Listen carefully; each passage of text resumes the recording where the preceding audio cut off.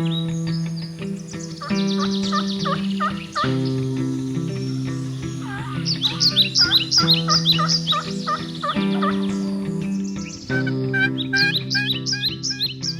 turkey season is opening in Texas, and there's only really about two reasons most people don't go: rattlesnakes, and they don't know how to call turkeys. And to be honest, there's not a whole lot we can do to help you with the rattlesnakes other than to be careful out there. But we're going to talk to you today a little bit about calling Rio Grande turkeys, and with me is Chris Swift. How hard? A lot of people think that this is one of those things just almost impossible to do, to call turkeys. Take some of the stigma away from it. Well, when I learned to call turkeys from my grandfather and my uncle, the people that taught me to turkey hunt, it was a box call. We can always remember having a box call. In fact, my little boy's 2.5 years old, and he's already had one in his hand. So I think the box call is the most forgiving of the turkey calls, and I think that's one you learn with, and you probably agree on that, correct? I do. And matter of fact, I can't do a mouth call. The mouth calls are better because they free your hands up. There's different tones you can use by different calls, single reed, double reed, whatever. I can't blow one, so I have always used a box call, and you know, half the fun of turkey season to me is going through the stores and finding the right sound. Absolutely. Yeah, you go into Bass Pro Shops this time of year, you're going to hear a lot of box calls going off.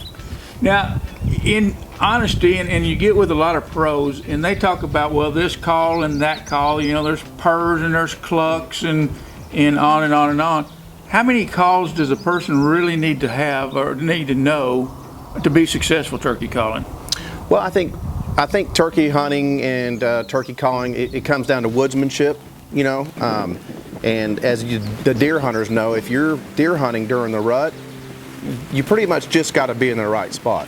And it's the same with turkey hunting. People are enamored with hearing a turkey gobble, but what they don't know, a lot of people, the new turkey hunters, is if that gobbler answers you, no matter how far away he is, he knows where you're at. So instead of wanting to make him gobble and make him gobble and make him gobble, if you can get one of these calls and figure out how to do a yelp and he answers you, sit down, hide, use your camouflage, use your woodsmanship, and he's probably going to come in.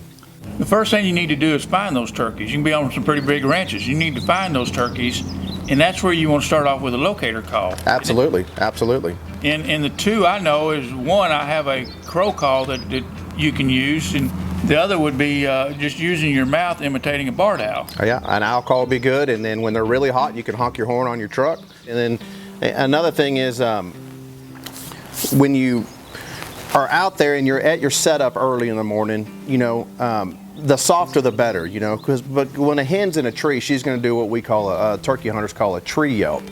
And it's going to be a yelp, but it's going to be very soft. She's just waking up, and the gobblers aren't gobbling yet.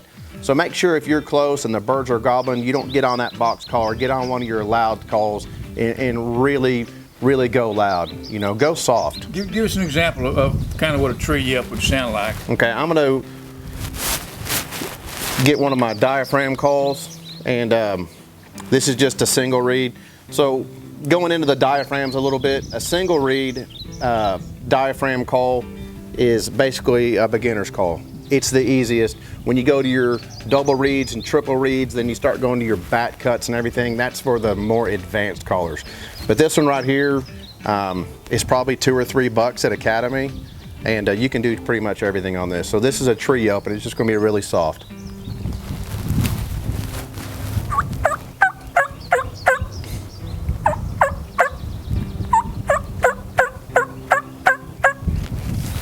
And kind of one of the things to remember with a tree yelp is, like you said, they're just waking up, and you don't do it. The number of calls is not as, you don't have as many as you would later on when you get them down on the ground. And it may be, you know, just like you do in the morning, you kind of get those aches and pains, and you just want to make a couple of sounds, you know, a couple of notes, and then cut it off. Now, the next call you would be, what would you go to after the tree yelp? Once you get it up and maybe you get a response from that gobbler, where are you going to go to on that? I'm not an aggressive caller, and I'm not an aggressive mover when I turkey hunt.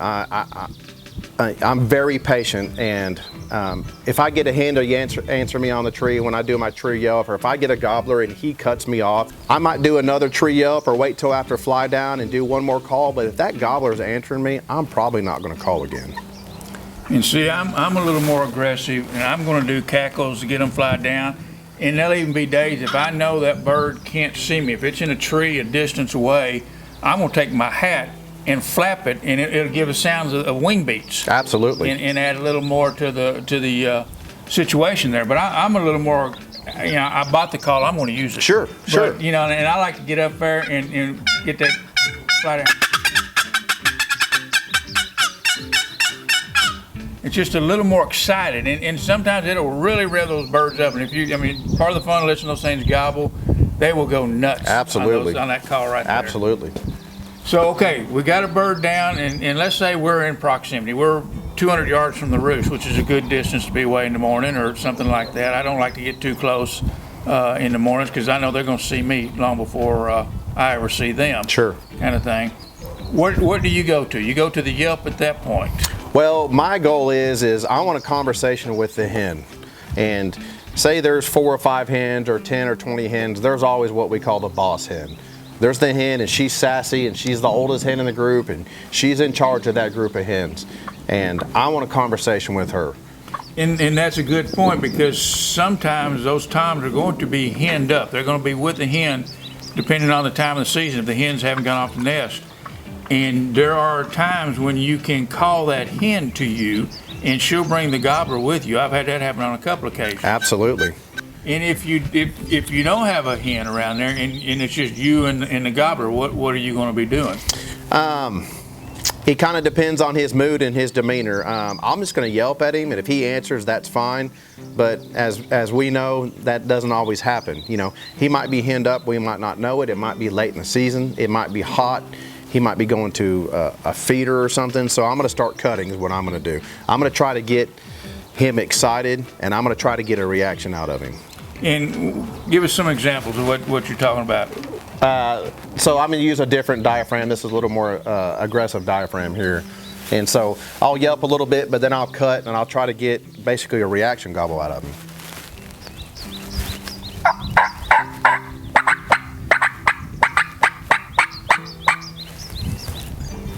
Basically, that's an excited hen.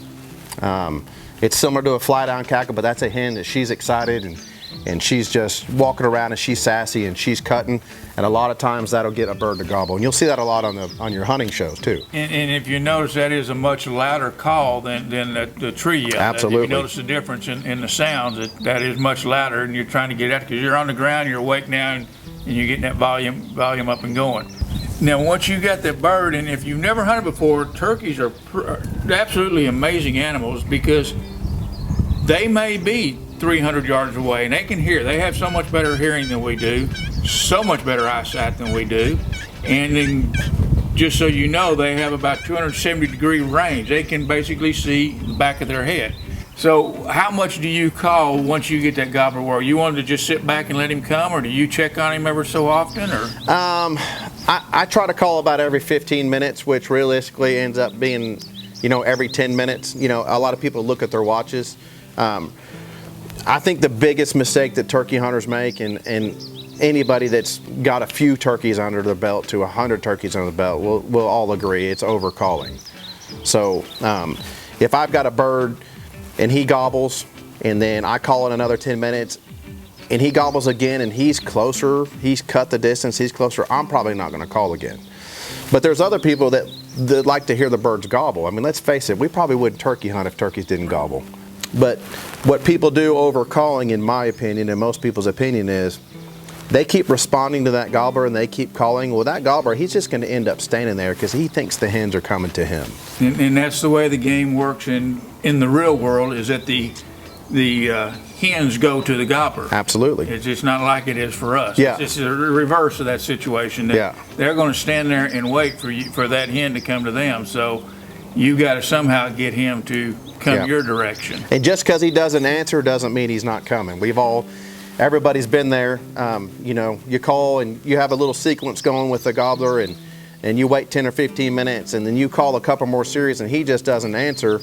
And the seasoned turkey hunter, he's going to sit there longer than he thinks he should. And the guy that gets up in 5 minutes and says, let's go hit another part of the ranch, he stands up and he walks out on the road and he looks down there and there's his turkey. There's his bird. Yeah. And trust me, when you see them, they've already seen you. They've already seen you, yeah. Guarantee. Yeah. And one other thing, a lot of people think turkey hunting is from sunrise until 9 o'clock in the morning. Mm-hmm. When the conditions are right, that's not it, is it? No, it's not. So from, what would you say, 10 to 3 o'clock? Usually, you've usually got a 4 or 5 hour window where those gobblers are by themselves. And the hens just walk off, they don't want anything to do with them. And that, to me, that middle of the day, if you can stand the heat, is my favorite time to turkey hunt. Yeah, if you can walk down the road and yelp or use a locator call of some kind and you get a response in the middle of the day, you've got a bird that wants to work. Yep. And in the early afternoon. Yeah, you get one to gobble, he's probably going home in the back of your truck. Now, decoys are, I say, a relatively new thing. They haven't been around forever. How are you on decoys? I distrust them, but I know other guys have been successful with them. Mm-hmm. Well, decoys in some, I don't have the figures, but in some states in the southeast, decoys just became legal, what, 6 or 8 years ago. So they are very effective. It kind of depends. If you're bow hunting, you know, I think decoys are a necessity, you know, to get those birds in really close. If you're hunting a public area or you're hunting on a ranch that's had quite a few hunters in it and you're there towards the end of the season, probably wouldn't use a decoy. There's no more satisfaction to not using a decoy, but if you're going to take your kids or wives or you're introducing somebody into it, the decoys are just one more advantage to get the turkey in my opinion. And one thing to remember, whether you're walking down and you're yelping or it's first thing in the morning, nothing is perfect in nature. If you make a mistake with that call, don't worry about it. You know, make another call and try to get it more on track. This isn't a competition. Absolutely. Where there's judges up there. You're working with the birds, and if you listen to the hens, you listen to the gobblers, you're going to hear them make mistakes as well. Yeah, absolutely, absolutely. So that's the goal right there, really, that in the turkey breast. It is fun as you can, anything you can do, get out there and try it. You know, sit down in the dirt and have a good time and watch out for rattlesnakes. Chris, I appreciate your help. Absolutely. Thank you. Enjoyed it.